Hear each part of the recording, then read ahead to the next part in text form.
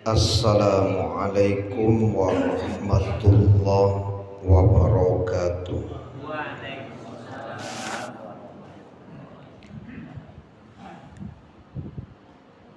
Hamdan wa syukran lillah, salatan wa salaman ala rasulillah. Ashhadu an la ilaha illallah wahdahu la syarikalah, wa ashhadu anna Muhammadan abduhu wa rasuluh la nabiyya ba'da. Allahumma salli wa sallim ala nabiyyina Muhammad wa ala alihi wa ashabihi ajma'in wa man tabi'ahum bi ihsanin ila yaumiddin. Qala Allah ta'ala fil Qur'anil Karim, a'udzu billahi minasy syaithanir rajim. Bismillahirrahmanirrahim. Wa tuhibbunal mala hubban jamma, dan kamu mencintai harta dengan kecintaan yang berlebihan. Surat Al-Fajr ayat 20. Wa qala Rasulullah sallallahu alaihi wasallam, Allahumma inni a'udzu bika min ilmin la yanfa'u wa min qalbin la yakhsha'u wa min nafsin la tashba'u wa min du'ain la yusma'u. Ya Allah, sesungguhnya aku berlindung kepadamu dari ilmu yang tidak bermanfaat dan dari hati yang tidak tunduk dan dari nafsu yang tidak pernah kenyang dan dari doa yang tidak didengar. Hadis diriwayatkan Abu Daud, An-Nasa'i dan Ibnu Majah dengan derajat sahih. Yang sama-sama kita hormati ketua dan pengurus Masjid Al-Marhamah, kemudian Bapak Ibu jamaah maghrib yang dirahmati Allah. Alhamdulillah, puji syukur kehadirat Allah subhanahu wa ta'ala atas limpahan taufik dan hidayah Allah. Kita baru saja mendirikan sholat maghrib berjamaah, dan kita sudah berada di penghujung bulan Zulhijjah. Tidak beberapa hari lagi ke depan kita akan memasuki bulan Muharram. Tahunnya berganti menjadi 1447 Hijriah. Kemudian selawat dan salam kepada Nabi kita Muhammad sallallahu alaihi wasallam, keluarga beliau, sahabat beliau, pengikut-pengikut beliau yang mengikuti beliau dengan ihsan sampai hari kemudian. Semoga kelak di hari kiamat kita mendapatkan syafaat dari Rasulullah sallallahu alaihi wasallam. Bapak Ibu jamaah dirahmati Allah, malam ini kita akan kembali membahas perilaku tercela yang kita berlindung kepadanya dalam doa yang kita baca di awal tadi.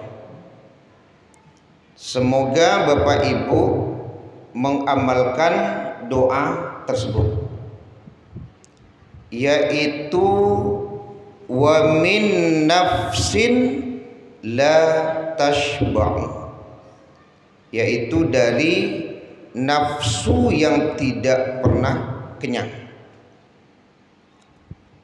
Dan sifat yang muncul dari nafsu yang tidak pernah kenyang itu kan ada beberapa nama, seperti rakus, ada juga yang menyebutnya tamak, ada juga yang menyebutnya serakah. Ya, memang ada juga yang membedakan orang-orang definisi yang tiga tadi itu, katanya beda. Antara tamak itu beda dengan rakus, kemudian beda juga dengan serakah, tapi sebenarnya ya sama ya. Karena kalau berbicara tentang rakus atau serakah atau tamak, kata kuncinya sama, Pak. Ada keinginan untuk mendapatkan yang melebihi dari kebutuhan. Ya, kuncinya kan di sana. Keinginan mendapatkan sesuatu yang melebihi dari kebutuhan itu adalah rakus atau tamak atau serakah. Ya. Jadi kalau berbicara tentang sifat rakus, tamak atau serakah, pasti punya keinginan untuk mendapatkan yang melebihi dari kebutuhan. Tapi perlu menjadi catatan, tidak setiap keinginan yang melebihi kebutuhan disebut dengan rakus atau tamak atau serakah. Sama lah Bapak Ibu, siapa yang tidak pengen berlebih Pak dari kebutuhan pendapatan kita bulanan? Tidak bisa kita munafik Pak, pasti kita pengen lebih itu Pak.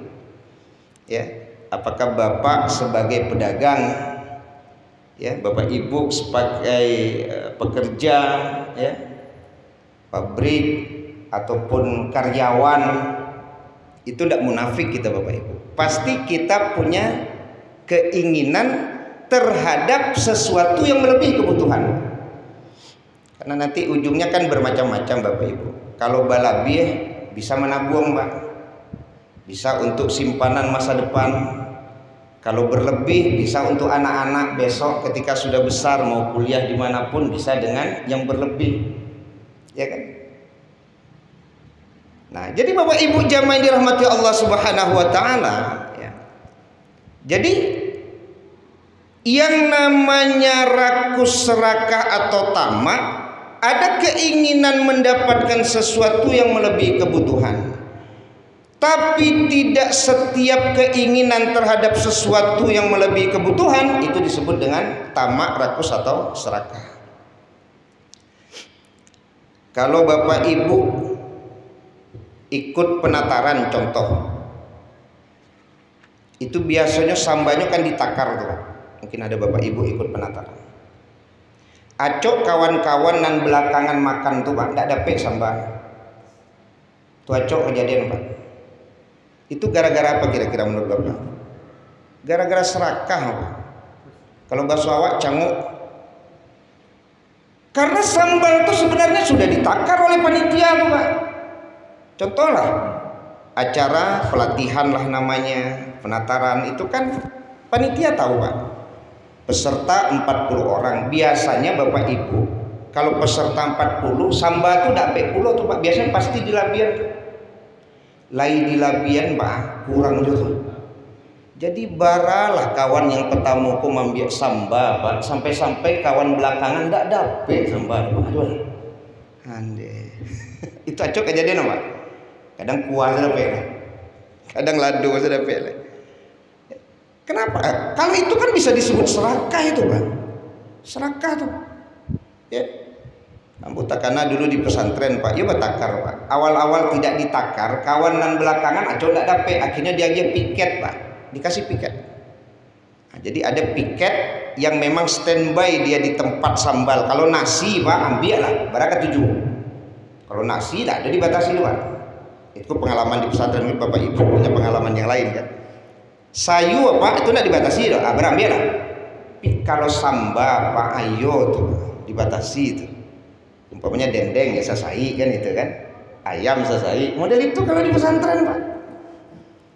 Jadi kalau tidak dikasih piket Pak, kawanan petamu tuh, tuh bisa tigo Pak, saya dendeng yang dia tuh. Bisa tigo. Nah, jadi ada bahasa keserakahan gitu Pak. Kalau beralih ada ndak kalimat dari nan mengundang kepada para tamu dan undangan, tolong ambil samba sasai saya. Rasanya ndak ada loh Pak. Kok ada tuh? Ndak mungkin lah. Ndak ada pengumuman dari tuan rumah kepada tamu dan undangan, tolong ambil samba tuh sasai saya. Ndak ada loh. Ndak ada. Cuman nan tamu diundangan Pak awak calik Pak kok tinggi-tinggi onggok sambal. Tinggi-tinggi Pak, tinggi. Ya. Saya tidak tahu juga apakah itu disebut rakus juga Pak ya. Cama atau cangok tadi itu. Ya. Sebab kawan kalau panjang calik Pak onggok tinggi mana. Makanya acok alik itu alung selesai Pak sambal habis. Kecik tuan rumah sebanyak itu sambal. Tapi bagi tuan rumah sebenarnya senang Pak. Kenapa senang? Sambal habis. Ada di, mungkin tidak tahu juga kalau di tempat Bapak Ibu, kalau kita tidak pakai catering Pak, itu kan masak itu kan dunsana yang masak, dunsana tetangga. Itu kadang-kadang bagi piket seorang Pak, ibu-ibu yang piket kok juga bagak loh seorang Pak nan mari-ari. Sebab acok kejadian Pak habis memasak. Nularian saya cicik lagi yang sambal, tidak usah sobok Pak. Ya kalau beralih di kampung tuh cok udah itu, tidak sobok. Jadi piket lah Pak, anan piket kok yo nan agak pos kita ada hargai lah. Tapi kalau lah selesai alek Pak abolah, gila. Kok indah? Alun selesai alek Pak, hanya menyuruh-nyuruh mau biar, hilang-hilang lah. Sama di kurban Pak, kurban acok loh udah gitu. Alun nyobagi di panitia daging koma, nyobau cicik, anda rakus namanya tuh. Aku ndak cangok namanya tuh Pak. Alun babagi lah bawa, itu bisa masuk ke situ Pak. Karena itu kan belum dibagi lagi tuh. Makanya kadang panitia lah yang sekurang saya daging koma. Rupanya adonan hilang di pertengahan jalan kan itu. Jadi Bapak Ibu zaman dirahmati Allah Subhanahu Wa Taala. Jadi rakus ya bahasa awak cangok itu, cangok. Saya melihat Bapak Ibu, tapi saya tidak hadir Pak waktu acara di Car Free Day itu Pak, ada makan durian. Ada Pak hadir waktu itu. Nyoba panjang durian itu sepanjang-panjang Pak. Saya tidak tahu batasnya dari mana ke mana, tapi saya lihat videonya Pak. Saya tidak hadir waktu itu. Kan panjang tuh Pak. Dan orang siap Pak menunggu perintah untuk mengambil durian. Yo ndak tabayang dicalik di video tuh Pak. Pas diberikan izin untuk mengambil onde Pak, ada yang mau diliko ambil bantu ndak cukup cie loh Pak, 3 ampe bau. Kan banyak yang ndak dapat jadinya. Apa itu ndak disebut rakus itu Pak? Ampe selesai cie 2 selesai kondok. Sehingga ada yang ndak dapat jadinya Pak. Menurut hemat saya, tidak tahu ya Pak, mungkin cara pandang saja berbeda. Pak kok model itu itu, kok tidak diagi aja, selesai kok, tunggu, siap, langsung berapa? Akhirnya kan ondoh jadinya Pak, dorong mendorong Pak. Ya, yang dapet itu yang lain badan kue, Pak atuh nyobau tiku, ya kan? Dapet. Ditanya tetangga le dapet, yang ke dapet. Kurang barabun. Nah, berebut seperti itu kalau ndak hati-hati itu bisa karena pengaruh rakus tadi Pak. Bisa jadi. Karena rasul ingin dapet banyak tuh. Ya, besok randang ya Pak. Saya dengar Car Free Day besok kalau ndak salah itu randang. Makan randang. Mbok pikir besok baru Rabu makan randang kok lain loh apa kan itu. Ya kan? Rendang ya. Karena saya tidak tahu dari mana ke mana itu panjang rendangnya itu Pak. Ya kan di Car Free Day itu. Nah, jadi jamaah yang dirahmati Allah Subhanahu wa taala, ya. Jadi balik lagi kepada definisi tadi, Pak. Tidak setiap keinginan yang melebihi kebutuhan itu disebut rakus, enggak. Tapi bahwa di dalam rakus itu ada keinginan untuk mendapatkan sesuatu yang melebihi kebutuhan, Pak. Nah, seperti contoh-contoh tadi lah. Maka kita bisa mengatakan yalah canguk bana kawan. Jadi kesimpulan canguk tadi dek mencari caranya itu, Pak. Sebenarnya tak ada masalah, Pak. Makan mungkin bala biasa, Pak, kan ada masalah. Cuman ada bahasa kadang-kadang memang keluar dari kawan canguk bana. Ya Bu, kalau orang gaek berang kanak kan ada juga, Pak. Ya, nyo mengadu ke gaeknya, Pak, sakit parui. Nyo berangan di gaeknya, Pak, atu canguk bana. Nyo gara-gara canguk kok, Pak. Orang ndak peduli dengan kapasitas perut. Ya, Pak, kalau orang canguk kan tidak peduli. Nyo hampir, Pak. Asyap tuh sakah baru itu kan. Pak mengadu nyo, Pak, sakit parui. Pak kok sakit parui? Dek canguk. Canguk, Pak. Ya. Jadi rakus itu. Ya. Atau ada bahasa kita itu Bapak Ibu apa? Keinginan untuk menguasai sesuatu, Pak. Itu disebut rakus juga, Pak. Keinginan untuk menguasai sesuatu. Ya, yang saya contohkan di dalam keluarga Bapak Ibu, ada saja nanti di keluarga itu Bapak Ibu yang ingin menguasai harta, Pak. Warisan dari orang tuanya, ingin menguasai, Pak. Sampai-sampai ada keluarganya pulang, Pak, tandeh di Pajaro sudah. Sebenarnya masih keluarga dia juga, adiknya gitu kan. Tapi habis semua, Pak. Berarti kan ada keinginan untuk menguasai.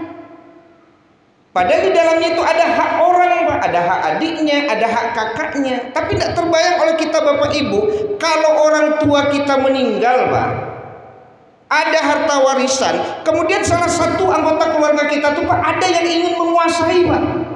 Habis semua itu.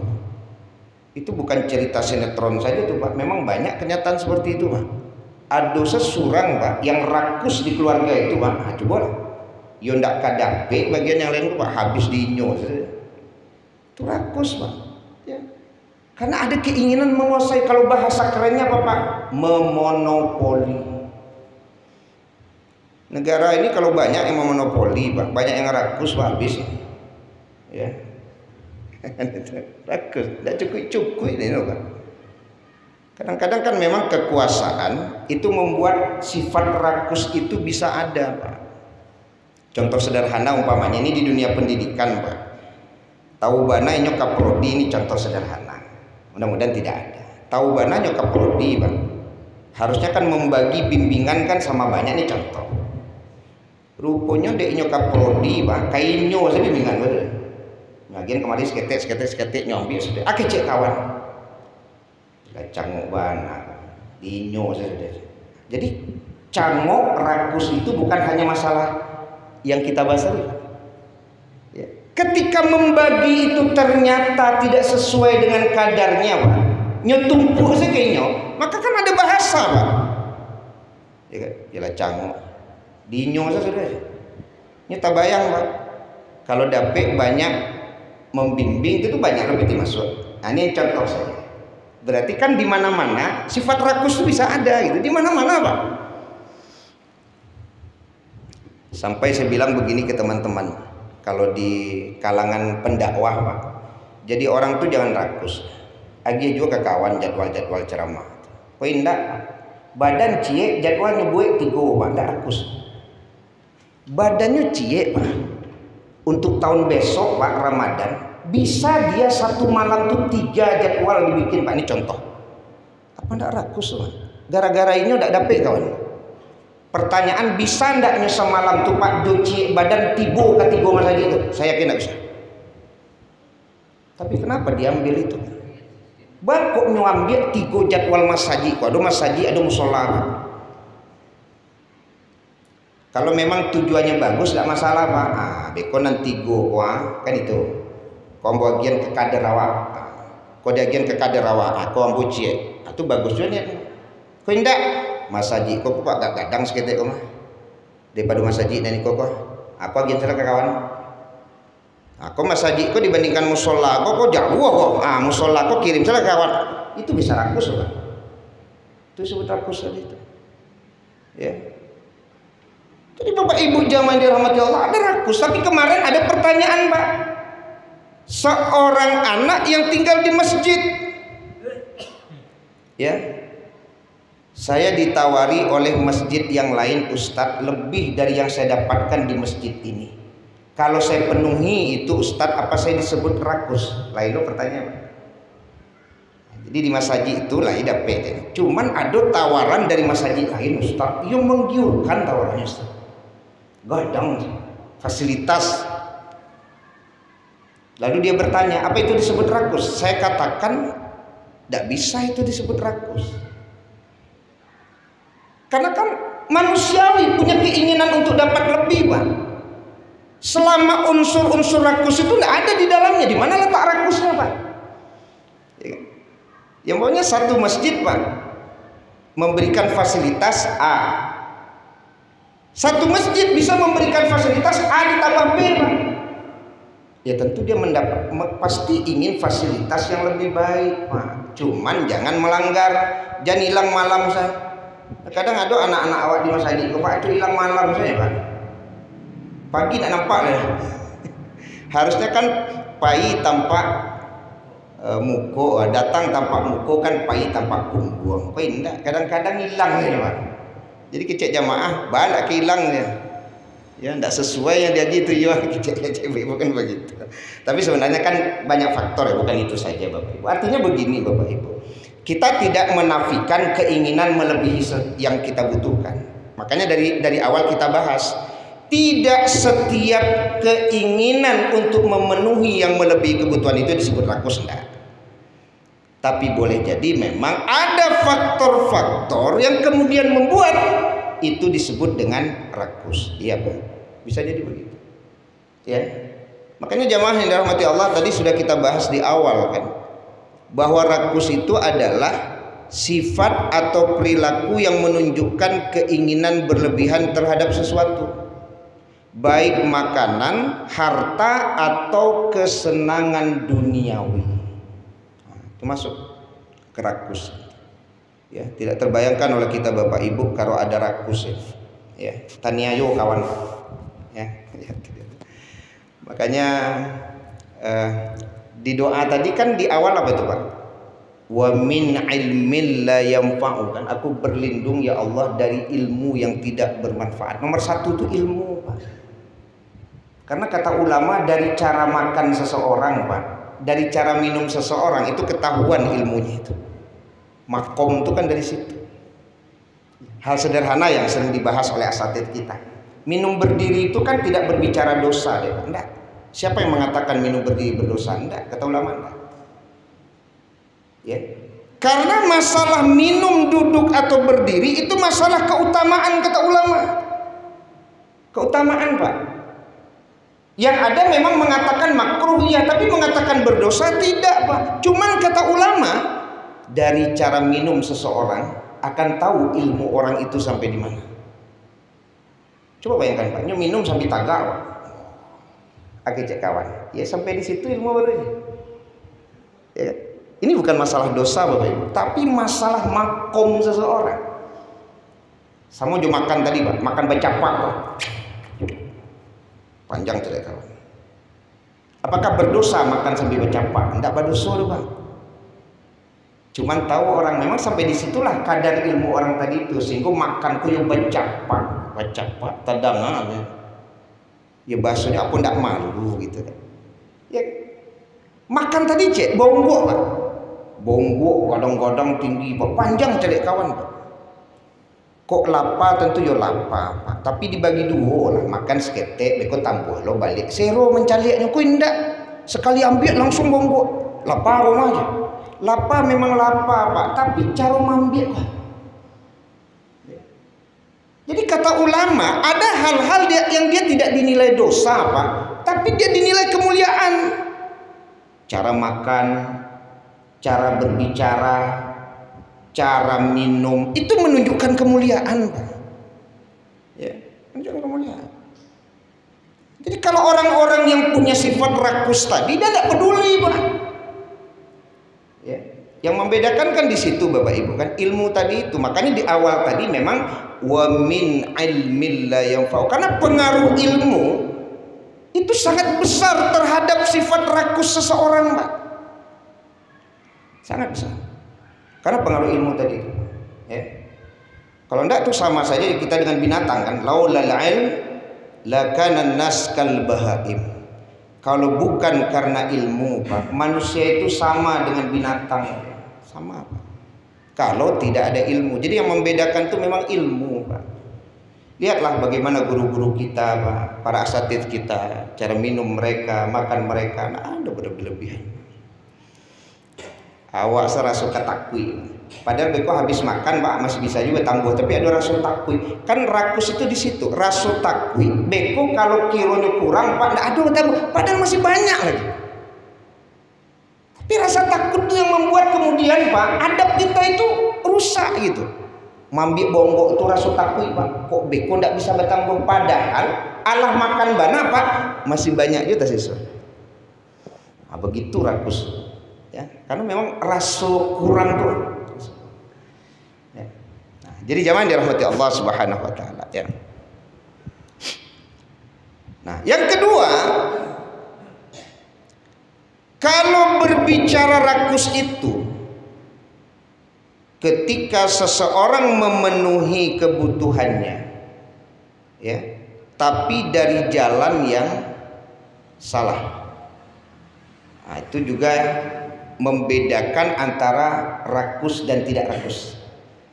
Nah, jadi ketika dia ingin mendapatkan sesuatu, Pak, melebihi dari kebutuhan, tapi jalannya itu tidak benar gitu, tidak betul jalannya, Pak, itu rakus. Ya kalau ibarat berdagang, pasti setiap pedagang itu ingin keuntungan yang lebih terus, Pak, pasti itu manusiawi, Pak. Tapi jangan dikurangi takaran dan timbangan, ya. Jangan didustai bahwa barang itu ternyata adalah tidak baik, jujur, ya kan? Jadi kalau seandainya pedagang tadi menginginkan keuntungan yang lebih, tapi dari jalan yang benar, Pak, tidak menipu dia, tidak mengurangi takaran dan timbangan, maka tidak disebut rakus dia, Pak, manusiawi kan. Siapa yang namanya pedagang ingin rugi itu siapa? Mana ada? Mana ada? Pedagang, ambo kalau berdagang tuh biar rugi tiap hari, tidak ada. Yang namanya berdagang pasti ingin mendapatkan keuntungan, bahkan berlipat-lipat keuntungan. Pasti itu namanya pedagang, tidak ada. Ya selama dia mencari keuntungan dengan jalan yang dibenarkan, tidak ada masalah, tidak ada masalah. Ya. Pedagang, ya. Tapi kalau dari jalan yang tidak benar, maka disitulah yang disebut dengan rakus tadi itu, rakus. Ya. Kemudian yang ketiga, dia disebut rakus kata ulama, kenapa? Karena tidak memiliki rasa syukur terhadap nikmat Allah. Karena syukur itu qanaah. Kalau rakus itu kata ulama, dia tidak bisa berbagi, Pak. Karena orang rakus itu inginnya kan bertambah terus pundi-pundi kekayaannya, sehingga kalau bahasanya bertambah pasti tidak mau berbagi itu, Pak. Itu rakus. Makanya asalkan berbicara rakus pasti berbicara tentang sifat pelit. Orang rakus pasti pelit. Nah, itu tidak bisa dipisahkan. Jangan-jangan kalau pelit itu ada, Bu, itu menunjukkan bahwa kita memang rakus, makanya tidak bisa berbagi. Rakus. Ya. Dan yang keempat kata ulama, orang rakus itu Bapak Ibu pasti punya sifat dengki. Jadi dengki itu bisa penyebabnya rakus tadi. Kenapa? Karena dengki itu definisinya apa? Mengangankan hilangnya nikmat pada orang. Dan bagaimana agar nikmat orang itu pindah kepada kita. Nah, bahasa pindah kepada kita itulah yang disebut dengan rakus. Nah, jadi itu poin-poin kata ulama berkaitan dengan kerakusan tadi, Bapak Ibu. Tinggal kita mengevaluasi ya, apakah kita termasuk orang yang rakus atau tidak. Makanya jamaah yang dirahmati Allah, kalau kita baca hadis Rasulullah yang diriwayatkan Bukhari dan Muslim kan, lau anna li ibni Adam wadiyam min dhahab ahabba ayyakuna lahu wadiyan. Kalau seandainya anak Adam itu diberi satu lembah yang berisi emas, pasti dia ingin mendapatkan lembah emas yang kedua. Nah, itulah sifat dasar kita Bapak Ibu. Ya, tidak ada orang yang tidak mau dapat lebih itu, Pak. Ya, kemarin kan ada bahasa gaji dinaikkan 200% lebih. Ya, kalau kita gaji naik pasti senang Pak, karena sifat dasar kita memang begitu. Kalau gaji kurang baru masalah Pak. Gaji kurang baru masalah. Tapi kalau gaji naik, oh senang. Karena sifat dasar kita memang begitu Pak. Tidak pernah puas kita Pak. Mau dinaikkan berapa gaji kita? Tidak ada bos. Ya. Jadi kalau dihubungkan dengan rakus, kalau Bapak Ibu bacalah tulisan-tulisan para ulama, apakah bertambahnya pendapatan namanya, penghasilan namanya, itu bisa menghilangkan sifat rakus manusia? Sulit.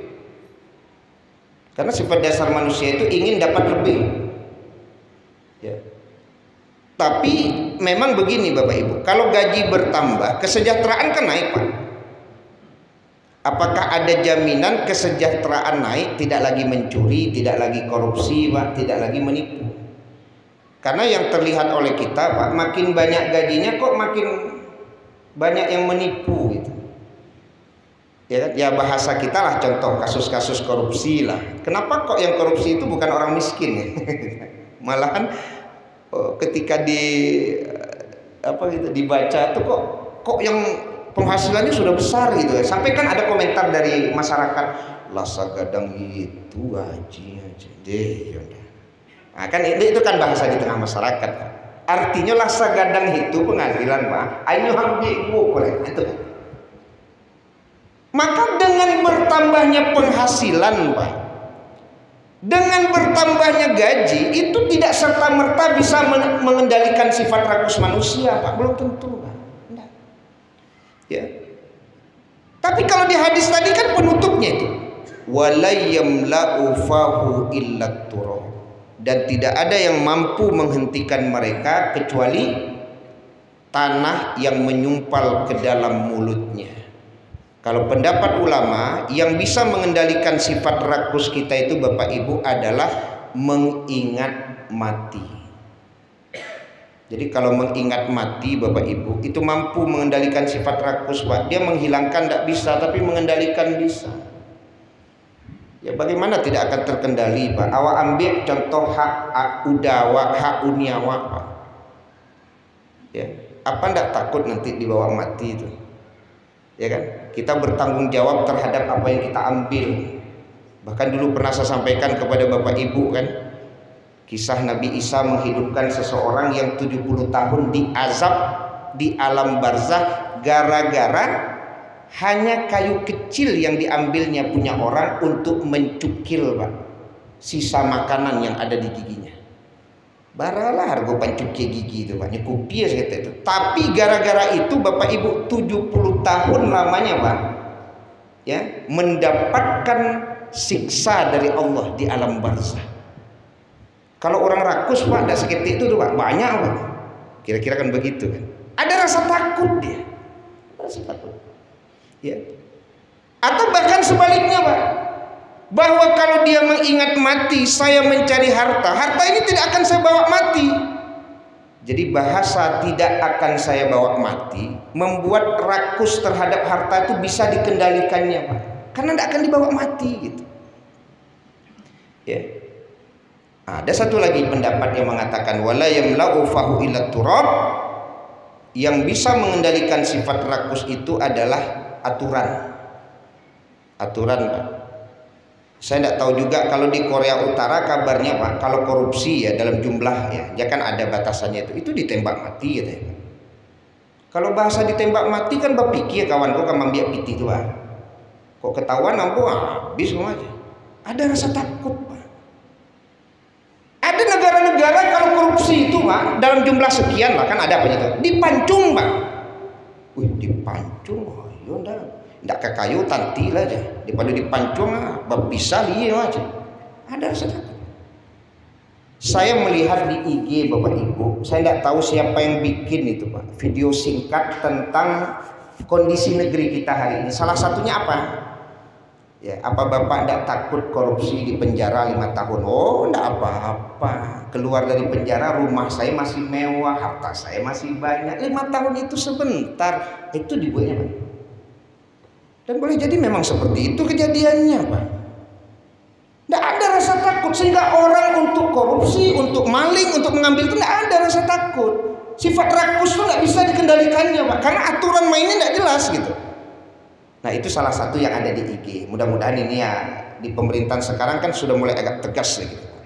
Semoga kita tentu ada harapan besar ya. Ada aturan-aturan main yang memang bisa membuat ada jerah itu kan itu. Kalau dalam Islam kan sekali lagi Bapak, hukum itu kalau dalam Islam pertama dengan ada hukum tersebut di akhirat kan tidak akan diungkap lagi persoalan itu. Itu kalau hukum Islam. Yang kedua, hukum Islam itu Pak ada efek jerah. Contoh berzina. Ya kalau dalam syariat berzina kalau orang sudah menikah Pak itu kan dirajam sampai mati. Lek keberani juga kawanku berzina Pak. Nyobanam setengah badan Pak nyobanam tuh.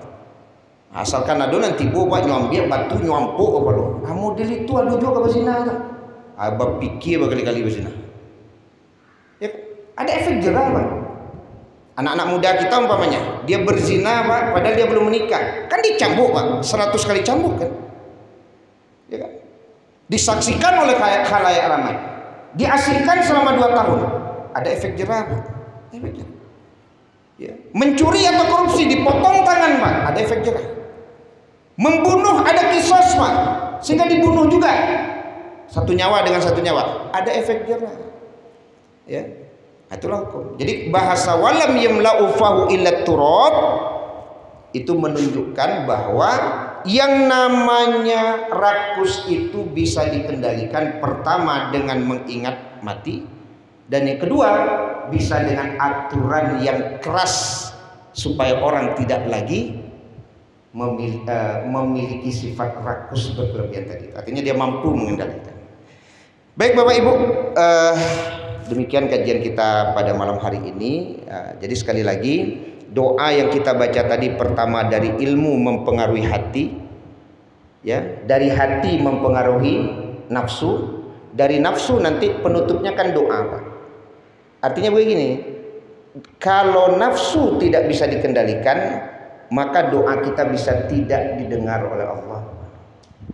Ya kan? Kan begitu tuh urutan dari hadis Nabi tadi itu. Dia mempengaruhi kan? Ilmu mempengaruhi hati, hati mempengaruhi nafsu, nafsu yang tidak terkendali mempengaruhi doa sehingga kemudian tidak didengar. Ya, jadi bahasa doa tidak didengar ini yang kita takut karena boleh jadi ada sifat rakus yang kita perbuat. Ya, saya buka diskusi dan tanya jawab Bapak Ibu kalau ada berkaitan dengan satu sifat yang tidak terpuji yang kita bahas malam hari ini adalah sifat rakus. Silakan kalau ada. Dari ibu ada? Pas ya. Demikian semoga bermanfaat. Kita tutup dengan doa kafaratul majlis. Subhanakallahumma bihamdika asyhadu an la ilaha illa anta astaghfiruka wa atubu ilaik. Wassalamualaikum warahmatullahi wabarakatuh.